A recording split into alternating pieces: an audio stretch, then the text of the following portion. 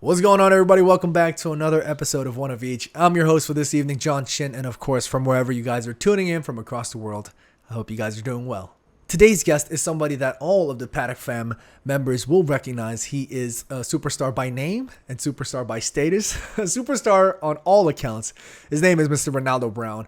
He currently works with Stephen House and currently works with all of the Stretford Paddock members on all various platforms and channels. He is a very busy fella, and he is, for me, one of the young stars, superstars to watch. You know how they do those, like, potential ones to watch. Keep an eye out for. I think Ronaldo Brown is one of those guys.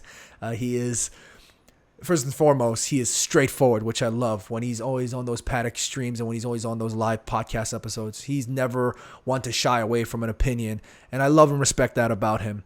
And in this episode, we chatted just about his life and his upbringing, and I feel like you guys will enjoy this. Some of you guys might already know a lot about this stuff because Ronaldo Brown has been on Paddock talking about his life from time to time. But this, for me, was a very pleasant, very enjoyable conversation to have. So without further ado, let me introduce Mr. Ronaldo Brown.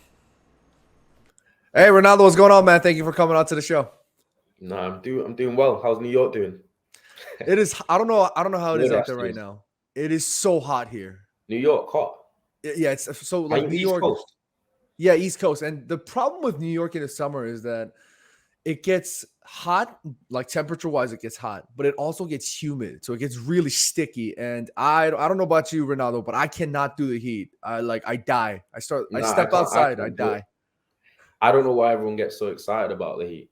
I feel like it's sweaty, it's humid, it's hard to do anything in. I'm the same boat as you, my friend. I don't know why people are like, yeah, I love the summer. I love going out in the summer. Dude, I step outside and I just start sweating immediately. To me, it's nasty. I prefer the winter fits. So no, for real. Hell that's yeah. Why. And that's why when you said New York and you saying it was hot, because my thought process when I hear New York is Parker coats, Timberlands. New York fitted. You know what I mean? New York. Yeah. Yes. They just be extremely cold. Yeah, it's pretty much like that. How is summers in Manchester? Is it? Everybody has this perception that like Manchester and London and England in particular is on the rainier side. Is it more rainy in Manchester, you think? I think this summer's been quite wet. It's like you get these intermittent like heat waves, like randomly for a few days where it's crazily hot, but then it's always followed by rainy periods. I think it just rains all year round in Manchester, really. Just how you basically hear about it.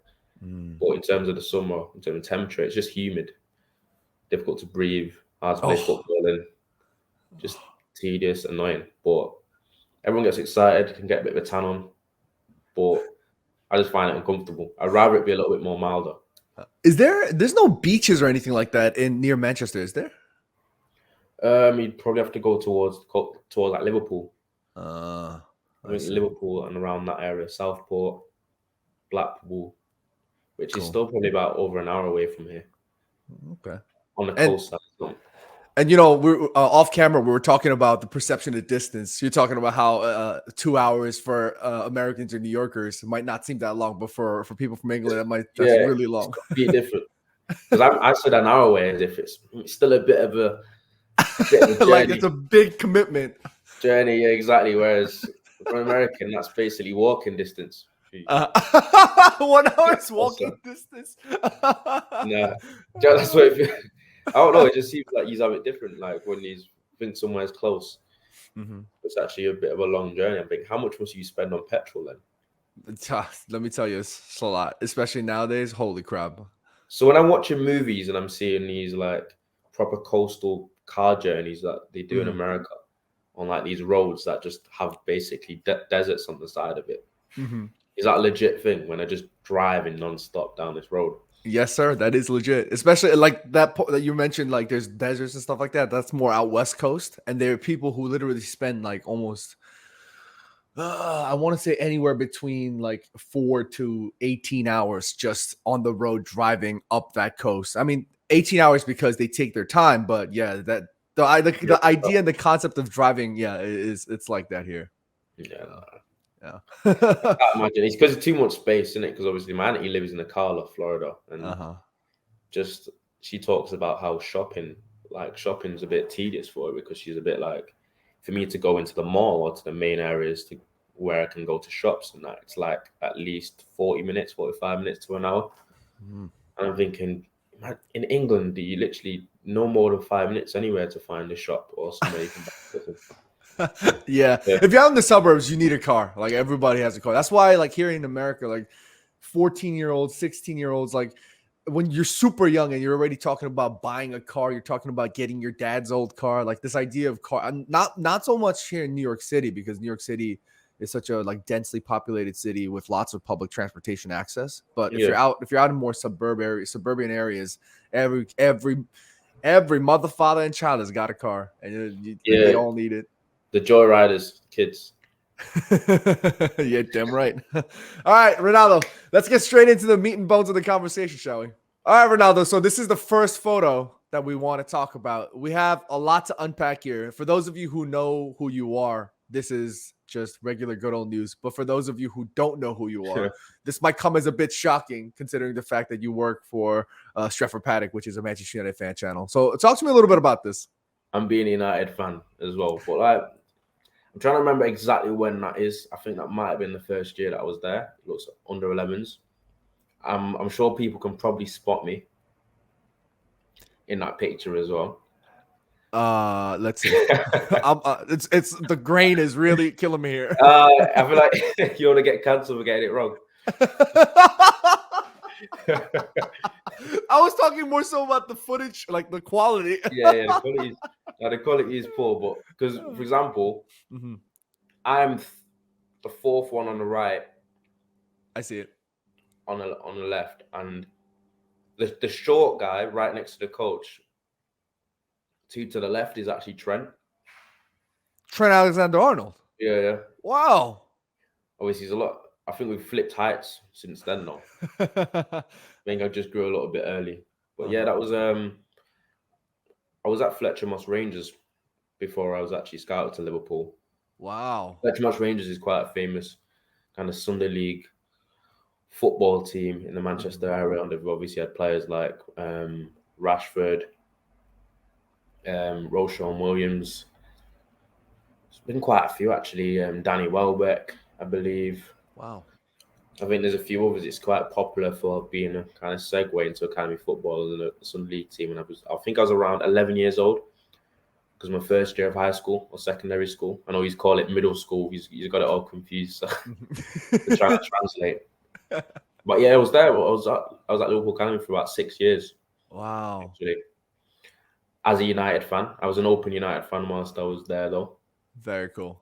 But obviously, it's an experience. It was very, very important because I feel like it's half made. Anything I do right now in terms of footballing wise is down to my development there, because beforehand I was literally just a bit of an athlete. I was quick, but I was very, very raw, and they kind of molded me into being a footballer there. I see. I have so many questions I want to ask you, Ronaldo, but I want to start with this. Like, for those of the people that are listening that might be interested, like, how did that recruitment process come along? Was it like you were playing one day and then your manager came over as like, Ronaldo, there's somebody from Liverpool who's watching you, and then he comes and talks to you? Like, what was that process like? There was a scout called Kenny, and I was playing for Fletcher Moss Rangers. I was playing a year up, like a year older as well. Mm-hmm. I was up front, and the scout happened to be there in a game where I scored 4. Wow. So just look at the draw, scored 4, and after the game, came to me and my mum and was like, would you fancy coming down? We could get you a trial for 6 weeks. And I remember back then, the whole irony of what I'm about to say next in terms of what we were speaking about earlier was the fact that I literally said to my mum, Liverpool? That's so far away. And it's literally... Liverpool's much closer to Manchester than people that are not from Britain may think. It's literally just 40 minutes, but the accents are completely different. Right. So I just thought, it's a bit far. I didn't have any expectations. The scout was like, "We'll take you. I'll take you personally to have a bit of a session." I went down there with no expectations. I didn't really think I was good enough. I thought it's a bit too far. How am I going to work it around school?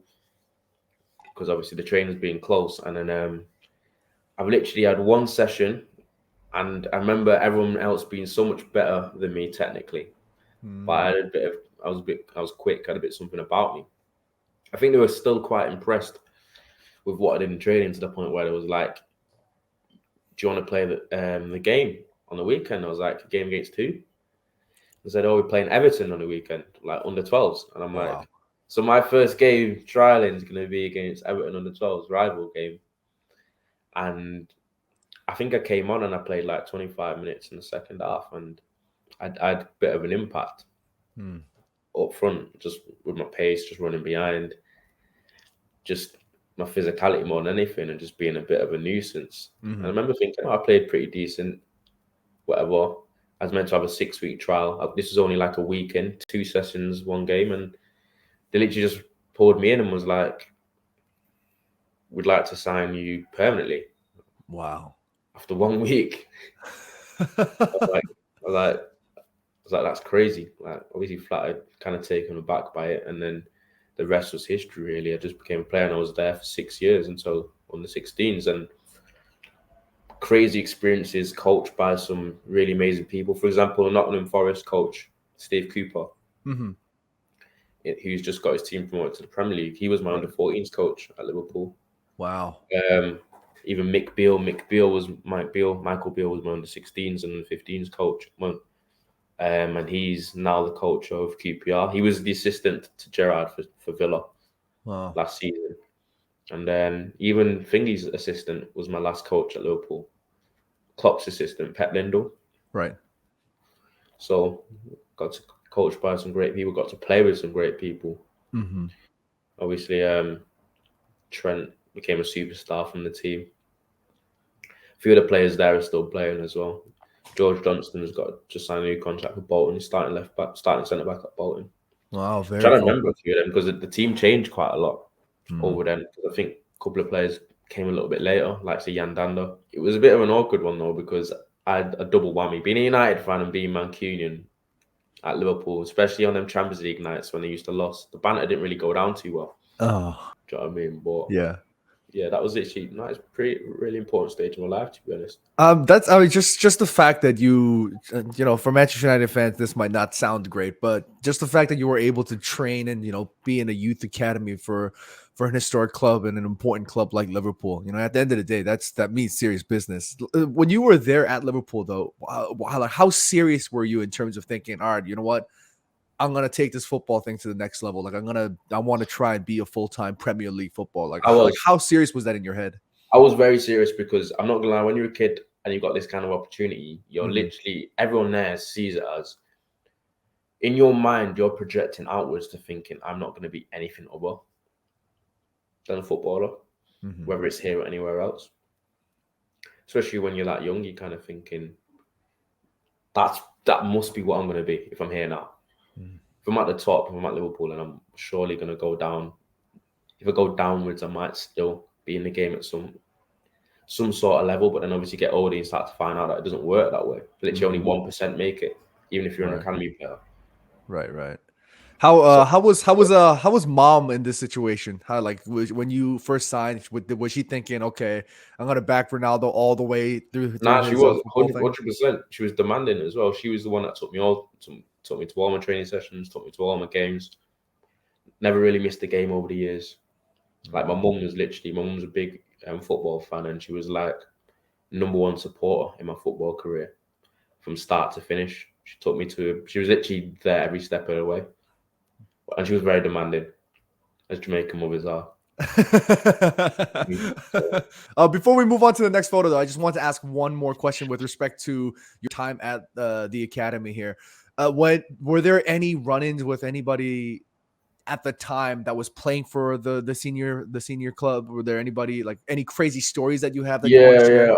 Obviously, I don't know if you might have seen it, but I couldn't find it actually. But the picture I took with Gerrard, Never seen that one. I took a picture with Gerrard and was like, "Oh, good to take a picture with this legend," and it gets brought up on Stretford Paddock all the time. But there used to be first team players used to be there quite a lot. I remember I think it was a few years above me, Raheem Sterling, when I was there at the academy at Liverpool, and I became decent mates with him.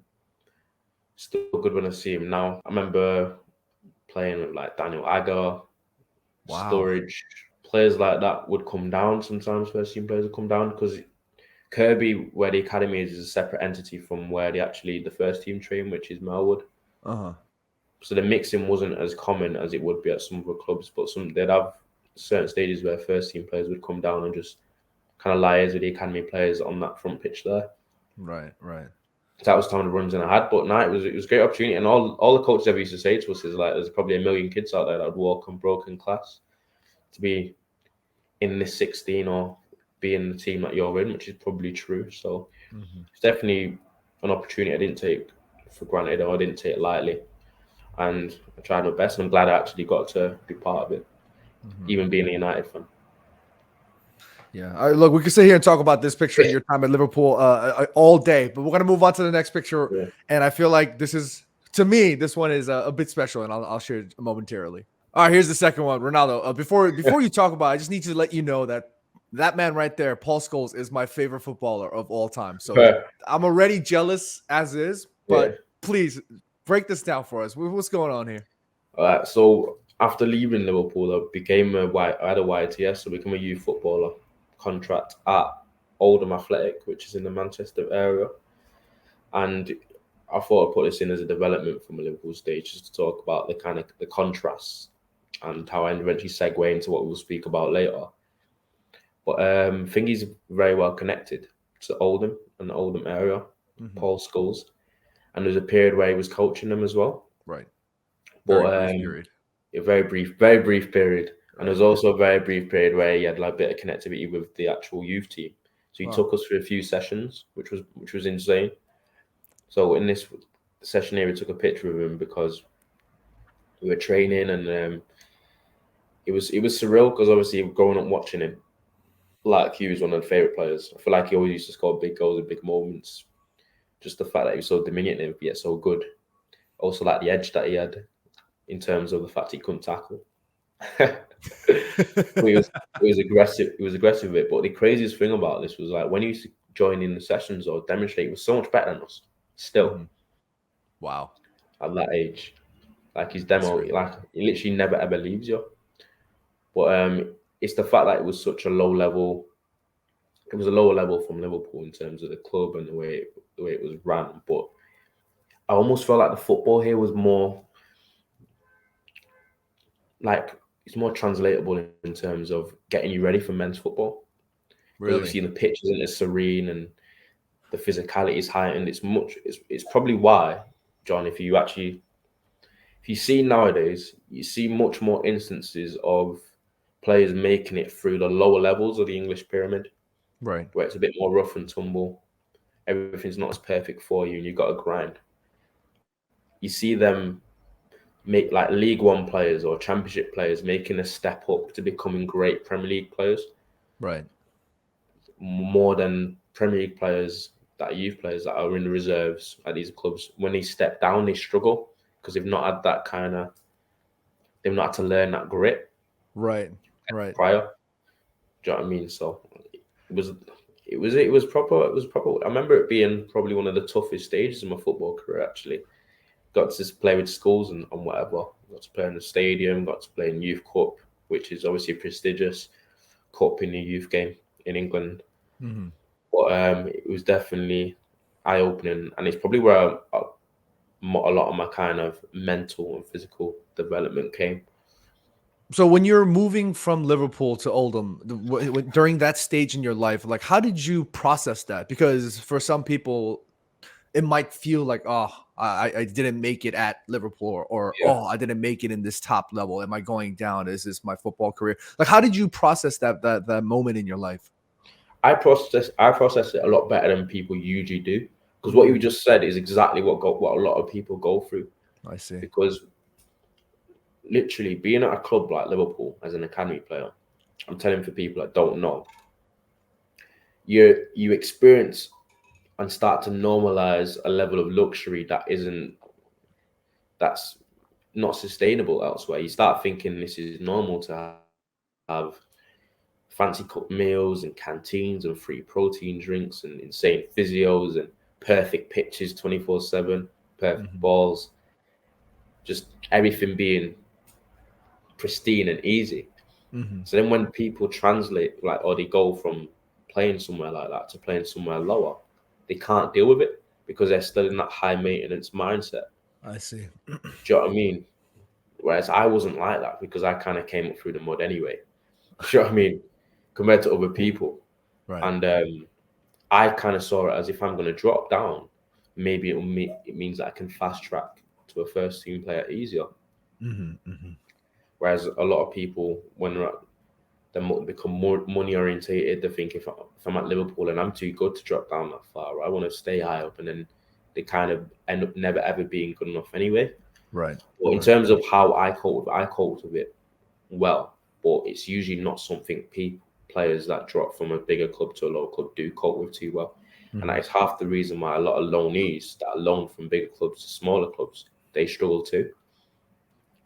Because it's not the same kind of mollycoddling that you get. I have a couple of questions with respect to footballing, the actual footballing aspect of your life. But before we do that, how far in terms of distance is Oldham? Oldham's close. Oldham's a bit about 20 minutes north in Manchester. It's still kind of a greater Manchester. I see. I think it's not too far at all. Okay, so we're talking good distance. Good distance. When I visited Manchester last, you had briefly moved to another club, so I didn't actually get to watch you in person. And I saw the rest of the Paddock boys, and some of them were. I was actually pretty surprised at how well drilled and organized the training sessions were. I've never been in a professional setting, so maybe it's actually you're not as only good. good at football. Sorry? You're not only good at football now.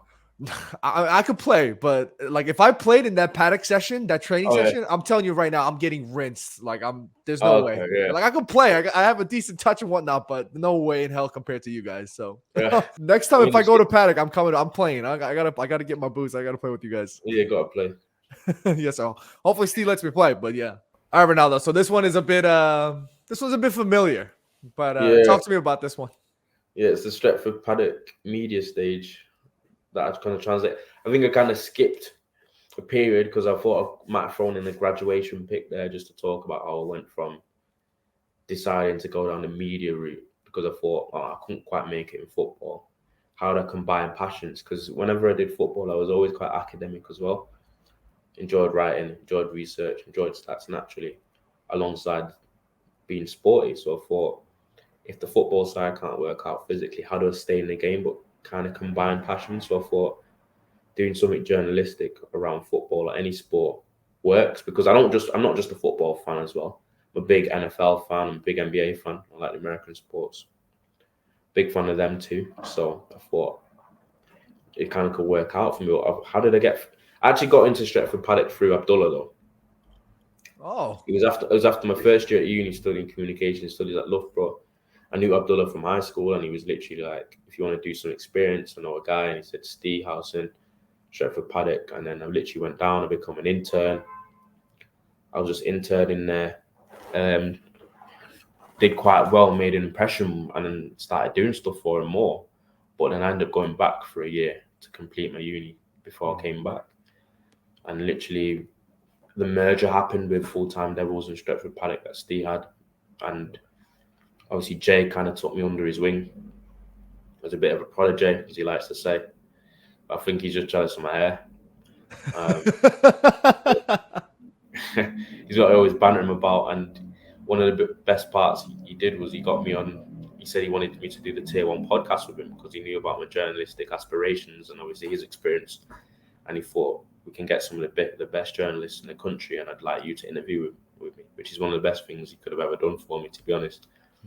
And it's led to a lot of great things. It led me to a lot of great connections. Daniel Taylor, it's made me quite close to Henry Winter, he's the marquee football sports writer in the country. Right. Got a good working relationship with him now. He sorted me out like work experience at the Times. He's got me accreditation to United games, to the England game against Wolves.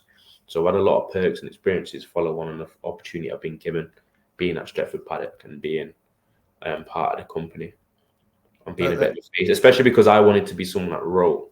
I didn't really see myself as much of a presenter, someone that would be on camera very much. I've had to kind of learn that and come out of my comfort zone. And that was Mm-hmm. something that's kind of been pushed by Steve and the likes of Jay. Hey man, like just every time I tune into the Tier One podcast, sitting, watching you guys chat with these journalists makes me think, wow, like this Stretford Paddock Full Time Devils has come a very long way from just a bunch of fans talking on Skype to sitting there talking to world renowned journalists and whatnot. So just the fact that I get to see you guys do the work that you guys do now, to me, as a fan of Paddock and as a fan of you guys, as a fan of Jay and Steve and all of the guys that do the hard work, to me, it's a very warm and a beautiful thing to see, and I'm so happy for you guys and always supporting you guys all the way through. But when it comes to the work that you do in Paddock, like how does your day to day go? Can you kind of explain to me how that goes working as a Stretford Paddock staff member? Yeah, I mainly work underneath Steve as well. For like Steve's channel is where majority of my work comes. Even though I do appearances and do the odd thing here and there, a couple of days a week for Paddock. And it's mostly research and script writing that I do and journalistic stuff. I did a lot of journalistic writing for Steve and the football team, but in terms of I sort like the stats and the notes and the research and the information on a lot of the stuff that Steve does. And kind of, so what I'll do is I'll go in on a Monday and I'll be like, what's happening in the world of football? Bit of trend jacking. What's happening for United right now? Can I set out a video schedule for the next 5 days of what Steve needs to cover? What people want to hear from him? What Steve does best? What will work for him? What he can put across best? And then I'll go over to Will and I'll be like, kind of overseeing thumbnails. I'll be like, what should the thumbnail be like? What should the title be like? How long should the video be? That's just kind of the things that I do day to day. I'm a bit of a YouTube content overseer, script writer, researcher. Sometimes on camera on the XG files for Steve, really, and then for the fan channel, I do the same thing. And then also like going to Tier 1 podcast, going to debate stuff. I'm doing something later with Jay actually. Just make sure like JFX is good. It's quite a diverse role actually day to day, and I don't think no 2 days are the same really. Like it don't really feel much like work, to be honest. which is always what I feel like my goal has always wanted to be. I feel like everyone should be like that. Always try and do something right that you enjoy first and foremost. Do you know what I mean? Yeah, Ronaldo, I'm gonna, before we kind of wrap this up, I want to ask you for your most favorite moment at Paddock, and then your least favorite moment at Paddock. Most favorite, other than getting to interview Fabrizio Romano, the content following beating PSG, maybe. That was a great moment. Yeah, I think maybe then. I think it's hard because there's been a lot of good moments to say good one, but I feel like it's easy to say the worst one. I think the worst one was when I was on I was on one of the watch alongs with a bit of a limited edition PSG top on. I think that's the worst one. Because everyone was just like, why has this fucking clown got a PSG top? It was just one of those, it was just one of those Jordan Paris. The collabs. Do you know what I mean? And it was like, I was like, shit, I put on the wrong thing for today. Like, no affiliation to PSG, I don't really care about him, but I thought it's a nice top. Something that McCullough does, like Adam does that all the time. Like, he loves his tops. Here in America, we can go on all day about this, but here in America, this idea of fan like team representation is not as serious as it is in Europe or other parts of the world. Like, people here have more allegiances towards players. I mean, that's obviously a very broad statement, but people I think here, I'm the same. Are you? Oh, really? I think because I watch the NFL and the NBA just as much as I watch football. Like, big fan of them both, but I don't know if I necessarily have a full team for them both because I normally watch players. I think as an NFL fan, I think I support the Giants. Is there anybody that you in particular look out for? Because I got into it through Odell Beckham. Yeah. When he played for the Giants, so then I became a Giants fan. Now he's gone. I've not really followed him around. I said I'm still a bit of a Giants fan because I've got to be in it. I've got to have some sort of, and obviously Saquon Barkley was a big. I thought, yeah, someone for me to ride on the coattails of. And then obviously we're a bit shit now, so it's a bit difficult. And so like when I'm looking at just enjoying other players, I'm a big fan of Mahomes, but I wouldn't say I'm a Chiefs fan. I feel like I just respect and like other players. I like Aaron Rodgers, but I wouldn't say I'm a Packers fan. I don't like Tom Brady. Do you know what I mean? I was one of them anti-Patriots. Do you know what I mean? Yeah. So, like, for example, if you're a New Yorker and you walk around with a Patriots jersey, it's not as serious now. But back in the days, like if you wore a Patriots jersey, for instance, like you would hear a heckling once or twice here or there. Is that the same in London? Sorry, not in London, in England? Because like, let's say you were walking around for some reason, you were wearing like not a Liverpool top, but let's say you were wearing like a Newcastle top or something like that. If you're walking around in Manchester, are you hearing people like annoying in New York? No, I don't think you would. I think you're more likely to get grief if you was if you was walking around Liverpool with a United top on. But like, I think it's not as serious in that sense. It depends if it's game day or not. If you was leaving Anfield, if you was in and around Anfield wearing a United top, then that's a problem. If it's game day and you're in and around Anfield and you end up anywhere near the home section or on the side streets and you're on your own and you're in a United top and there's Liverpool fans around, then you're in serious trouble probably. All right, well, we've come to the near end of the episode. I just wanted to thank you again, Ronaldo. But before I send you off, I have one last question. Where do you see yourself in the near future with respect to the work that you're doing for Paddock, with respect to the football that you play for Paddock FC? Like, where do you see yourself in the near future? That is the maddest question. You know why? Because I have no idea. You know what I mean? That's one of the questions. I never have no idea. It's a bit like whatever happens, but right. I never like thinking too far ahead. I see. Which might be a pro and a con, but just gonna live in the moment, enjoy what I'm doing now, and then I can think about later. But then am I just procrastinating that?